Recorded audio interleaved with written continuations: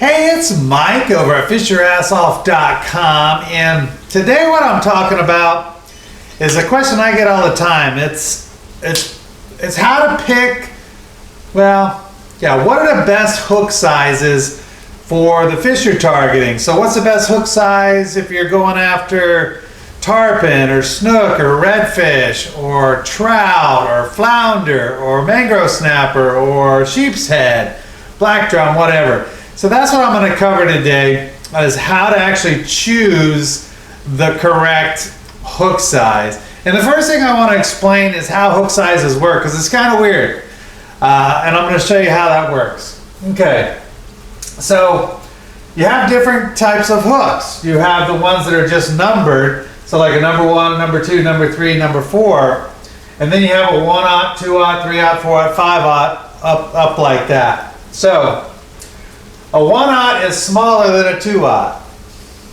But when you get to the numbers, a number 1 is larger than a number 2. That confuses people. So a number 1 is bigger than a number 2, a number 2 is bigger than a number 3, so on and so forth, all the way down the line. I think they go all the way to 30 something. So teeny tiny little hair hooks for catching like minnows and stuff. And then on the other end, they probably go to 19 or 20, I don't know. My little world inshore fishing goes from usually a number 1 or number 2 up to a 5/0 circle hook. So with a 5/0 straight inline circle hook, I've caught 5-foot tarpon, 5-6-foot sharks on a 5/0 circle hook. So I really don't ever target anything bigger than that, so I really don't need anything bigger than that. So that's as high as mine go. All the way down to the number 1s and number 2s. And so say I'm out on a kayak charter with someone and they want to target sheep's head and mangrove snapper. Well, I'm going to have this little itty bitty hook. I'm going to have either a number 1 or a 1/0 circle hook is what I'm going to be using to target those fish. They're excellent bait stealers. So you really need something small and you got to be ready to get them. So that's why these are going to be J hooks, and I usually fish with circle hooks going up the other way, even though circle hooks are a lot harder for people to use. But so that's what I'm going to be using for something like that, a good bait stealer, or even something with a smaller mouth, like when I'm trying to catch pinfish, for instance, or maybe I'm trying to catch some croaker for bait, pinfish and croaker to actually use as bait for bigger fish. I might have a number 2, even a number 3 or 4 to go in there and just put the teeniest, tiniest little piece of shrimp on there and try to catch those fish for bait. When you want maybe a pinfish like this or a croaker maybe like this for big snook and things like that. So it really just depends on what you're targeting. So this video might get kind of long because I'm going to talk about the specifics that I use catching various size fish. So if I were to pick the best size that I'm going to use to catch, say, a redfish, right? Well, am I fishing with shrimp or am I fishing with a big chunk of ladyfish? Am I going for my personal best redfish or am I going for a slot redfish? These are the things you have to keep in mind, and I'm going to show you what I'm talking about. Okay, this is a 1/4 ounce jig head. Okay, it's a great way to fish, for instance, for redfish. That's exactly 3 inches from this head to his tail. That's a weird looking shrimp, but that's my shrimp. So if you were fishing with a live shrimp, say you were pitching the docks for redfish or flounder or black drum, something like that, this is a great setup. That's a great sized hook. You pitch it in there and then you use it like you were fishing a jig. So instead of having a paddle tail on there or whatever, you're going to pitch it up and work the bottom like this with a live shrimp and a jig head. So that's a great size. This is a 1/4 ounce. You go with 1/8 ounce. Now let's say that you were fishing with this same shrimp under a popping cork or something. Well, what I have here is a 1/0 circle. And you can't even see it. But anyways, if you can see this better, a 1/0 circle is going to be perfect because you're going to hook them right here in front of the brain, and you're going to have it underneath your popping cork. So a 1/0 is a great size for a shrimp this size. Or say this was a mud minnow. Again, a 1/0 is going to be a great size hook. You'd hook a mud minnow in the lips. So you'd have a mud minnow right there if that was a mud minnow. Conversely, let's say you're going for something big, like a big tarpon or a personal best snook, redfish, whatever. Well, you're going to need at least a 4-inch piece of bait, or all you're going to catch is catfish. You need something bigger. I mean, I even go bigger than that sometimes, so maybe a 6-inch piece. So in this case, with dead bait, this is what a 5/0 circle hook looks like. I would use a 5/0 circle hook, and I would just hook it right there, and it'd basically be barely in the bait like this, and put that in the rod holder, and when whatever it is swims off with it, it's going to hook itself. You know, when I'm dead bait fishing, I never set a hook. It's always a circle hook in the rod holder. It takes out all fisherman error. So it's in there, you cast it out, you drink your beer, do whatever you're doing, all of a sudden, zzz, well, now you got a fish. You pull it out of the rod holder. Circle hooks is the way to go when you are catching fish with dead bait. So that just kind of gives you a little bit of a scenario on what I'm talking about. So if you're catching bait, you want to be down here. If you're dealing with bait stealers or fish with small mouths, say I was fishing for whiting, for instance, or pompano even. A number 1 is a great sized hook for that. It's an excellent sized hook. There's different kind of hook. There's O'Shaughnessy, is kind of a short shank. That's usually what I use. But there's octopus hooks that are kind of more like circle hooks. There's a lot of different hooks to choose from. Only thing I have in my tackle box are a bunch of circles and some O'Shaughnessy number 1s. I don't even know if I have number 2s in there right now.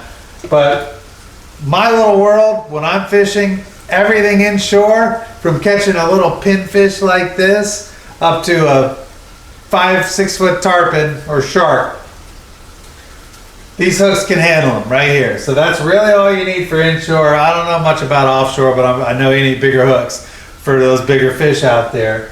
But so look at it like this. You want to catch some bait? You probably have a number 4, number 3, number 2. If you're trying to catch bait for bigger fish. If you're trying to catch bait stealers or fish with small mouths, a whiting or croaker type thing, little things, you probably want to use a number 1, number 2, something like that. And then as you move up the depth chart, depending on what you're using, you're going to have number 1 all the way up to number 5. So say for instance that I had a finger mullet, right? A finger mullet, maybe a 6-inch finger mullet, okay? Well, it's going to be a little skinnier than this, but it's going to be a little longer than this. I think the perfect hook using a little 6-inch finger mullet is going to be probably a 3 or 4. That's what you're going to want to use for that. And that's going to catch you those snook, those redfish, those bigger trout. That's going to catch you those tarpon. You're going to be just fine on that, unless you're going for the big, huge tarpon. Then you want to probably go up to a 5. I mean, some people use 6, 7, and 8s. I just never do. I just never needed it. And I've caught plenty of them. You know, I've fought all those fish, and they just don't straighten out these hooks unless they're monsters. So my world is little fish like this up to maybe 5 feet. That's my whole world because I'm inshore. Let's say, for instance, that you're targeting, spotted sea trout, right? A speck. Well, you're probably going to be fishing with shrimp or a small pinfish or a little white bait of some sort, a threadfin herring, Spanish sardine, something, little something. Well, you're going to want to use a 1/0, 2/0, maybe a 3/0 if you go up to, a finger mullet or a bigger pinfish or something like that. Say you have a pinfish like this. Well, that's gonna take probably a 3 or 4/0. So really, all you're figuring out when you're deciding what's the best hook size for this or for that is how big is the fish I'm targeting and how big is the bait I'm using. Now with dead baits, you can get away with a much bigger hook because they're really just, they don't care what it looks like. They're just finding it by smell. And they're like, oh, hey, something delicious that I don't have to chase. I'm just going to eat it down. Whereas when you're fishing with these live baits, well, presentation really matters. So you want to have the smallest possible hook you can have where your live bait can move around. You know, you want it to be jiggling around and creating all those low frequency vibrations that are going to attract predators.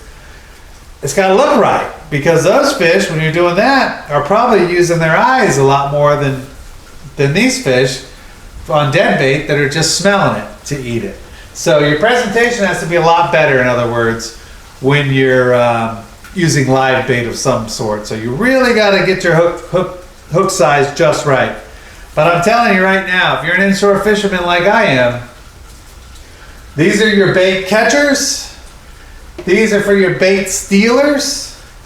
And this is all you need, from everything from a rat red to a 5-foot tarpon. So that's how you decide, you know, what the best size hook is going to be depending on the fish you want. You just got to match your bait plus the fish that you're using. Now, for instance, let's go another one. Let's say you're fishing with